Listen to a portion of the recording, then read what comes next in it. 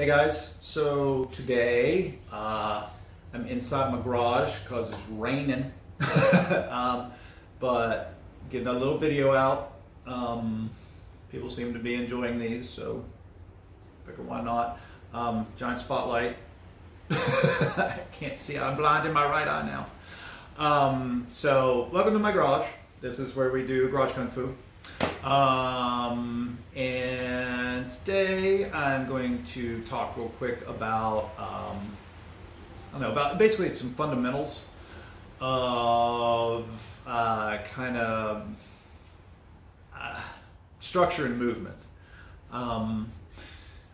So there are basically three things at play when it comes to how you present.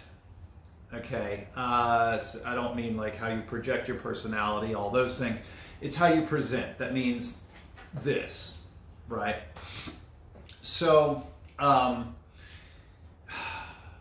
going to talk about three things off the bat and then how they relate to the fourth thing, which is a little different, but it all matters. Right, so keep up. I swear this is going somewhere. First up, structure. Then we're going to talk about posture and then about balance. And then from there we'll talk about movement, because movement really shouldn't happen until structure is solid.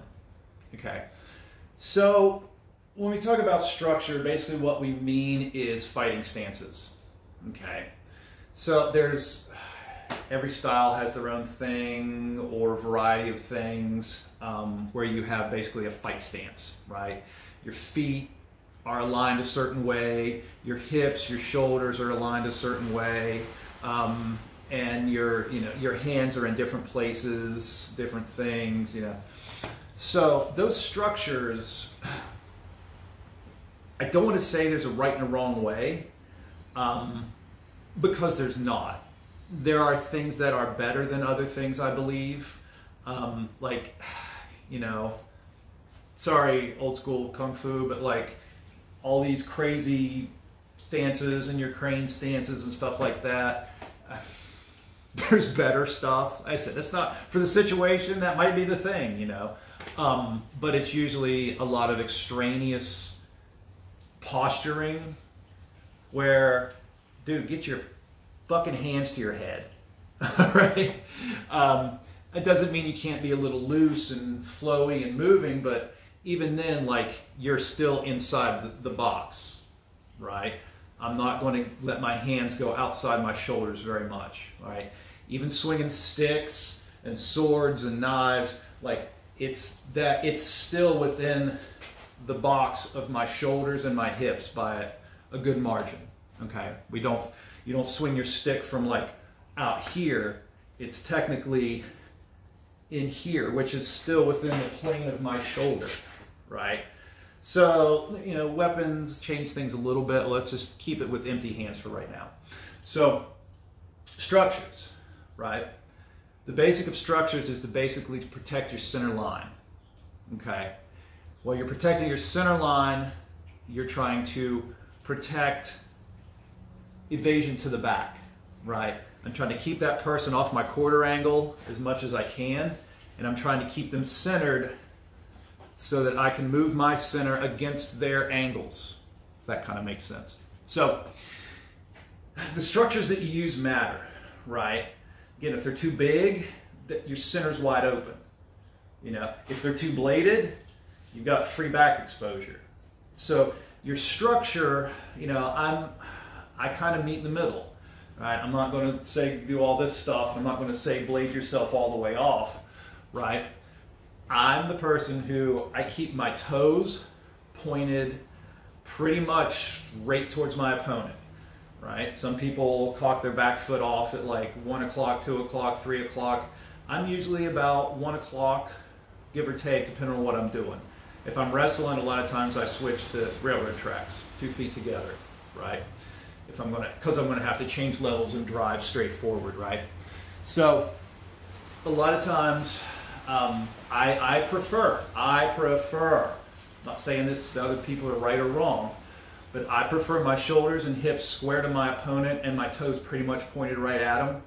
And then my hands are going to be either tight to me, tight to my head, tight here, right? Or here, right? They may start moving a little bit, right? Especially if you got a weapon in your hand, you're you know, using flair to distract, right? But with this stuff, I'm tight, right? I'm not bladed too far over. Again, this isn't wrong. Some people can do this. You know, you're kind of Philly shell guys that box. Sure, go for it. But just understand the benefits that you're getting, you're also setting up certain difficulties.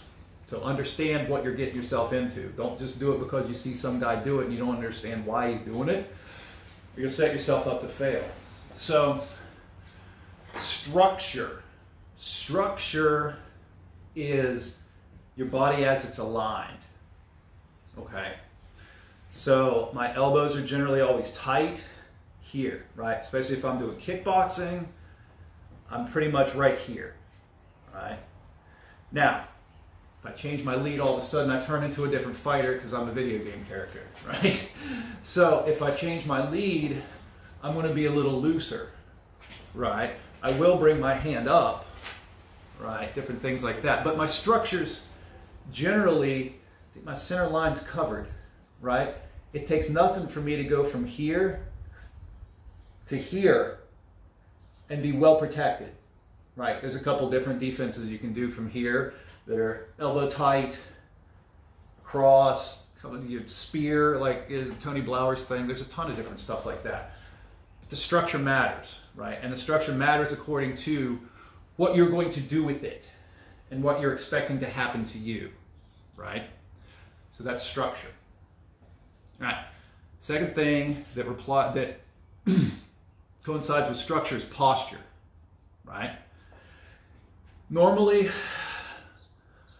shoulders are rolled in, tight. I'm protecting my jawline, right? You don't have to be like that. Again, you know, good boxer is going to be tight, right? Thai guys are a lot more up here, right? If you watch kind of old school Muay Thai or Muay Baran, stuff like that, they do fight from here because they're getting their elbows up to use them more. So that's part of their structure, and their posture changes with it, right? You can't come up here and keep that center line protected the same way you can if you're here, right? My back shifts right back here, right? I'm hunched, right? When I'm up here like this, it brings me up a little bit, right? Same with, you know, if you look at like a sport karate or a taekwondo stance, right? They blade off a lot and they're bouncy, but their posture's up, right? They're not curled into a ball going like this. They're up. So the posture they're using is different. Now, why does posture matter? Because structure and posture come together to create balance, right? Where you are with your structure and your posture is going to define how your balance move, how you move with balance, right? So some of the footwork drills I show you guys, you know, the little angles and things like that, you'll notice that when I go to move, you know, I don't bounce up and down a lot. I keep a good athletic stance, right? I'm not leaning my head real far forward. I'm not bringing it back, nothing like that. I'm trying to use good structure and good posture to help create good balance. Now, what's the key to good balance? The two keys to good balance are this: spine alignment and letting your knees and quads and hamstrings and the big muscles in your legs do most of the work of movement, okay? You have to be able to be fluid up and down, right? To be able to shift and move and keep your structure and be balanced when you move, all right? So if my structure and my posture are good, then my movement should be efficient, right? That means I'm not leaning over to take off, right? When I go to move forward, I'm not leading with my head and then taking off and letting my head lead like a runner, right? I'm not sprinting, right? I'm trying to blast forward with good structure and good posture so that my balance is maintained when I come into contact with another force, right? Force on force is where everything goes wrong, right? If you don't have good posture when you make contact with another body, your structure breaks, right? Your posture breaks. And as soon as your posture breaks, your balance breaks. Anybody who does a touch of judo or anything like that understands exactly what I'm talking about. The minute you run into another body, your posture is going to break if you do not have winning posture. I guess that kind of makes sense, right? Wrestling, right? You get the elbows tight, down low because they're attacking the hips, right? Change levels, drive in, right? Judo's a little higher, right? You're holding the jackets. So if you bend your shoulders back, your posture's screwed. So that person's trying to turn the wheel on your jacket and your sleeve to get your posture broken, right? It's what they call kazushi, I think, in judo, where you're trying to off balance them and get them twisted up, right? You turn the wheel and push pull and those kind of things, right? You're trying to affect their structure and their balance, right? So if their structure and posture are screwed up, then their balance is screwed up. If their balance is screwed up, their movement's screwed up. Okay? So structure combined with posture create balance. Those three together, done well, create solid movement, right? Learning how to shuffle, learning how to drive off, learning how to step and pivot, all those things, learning how to back step if you need to, all those kind of things come from having good balance. So if you're ever in one of my classes or one of our coaches' classes, we emphasize this stuff a lot. Now, why does this suck and people don't pay attention to it very much? Because it's the hard road, it's the long road. This takes time to develop, right? This takes a lot of practice and a lot of feel, right? So if you're looking for a quick solution to that kind of stuff, yeah, I mean, you can kind of gloss over these things and not really work on them individually, and it will come to you. But if you try to bite this off and chew it up really well, all the rest of that stuff's going to come so much easier to you, right? I constantly hear people say, you make that look so easy. Well, let me tell you, it was not easy when I first did it because I didn't have a lot of this stuff, you know. I'm giving you the gold that I dug, right? I'm not giving you guys, you know, the gold that was handed to me, right? I had to learn some things on my own and do some things some different ways or pick them up from places to get these things to put into words so that you have a little bit of an easier road than I did, right? So yeah, I make that look easy. Okay, you make that look easy. All right, but it was hard for me to begin with too, right? This stuff isn't easy. We're not harnessing natural movements a lot. We're harnessing athletic movements, really. So when you do martial arts, it's a little bit, you're moving in odd ways. It's moving in ways that you're not used to moving, right? We walk, right? So a lot of times I try to harness those natural movements so it clicks a little quicker, and then I'm like, okay, that was easy, right? Because that's how you walk. Right? Oh, well, that makes sense.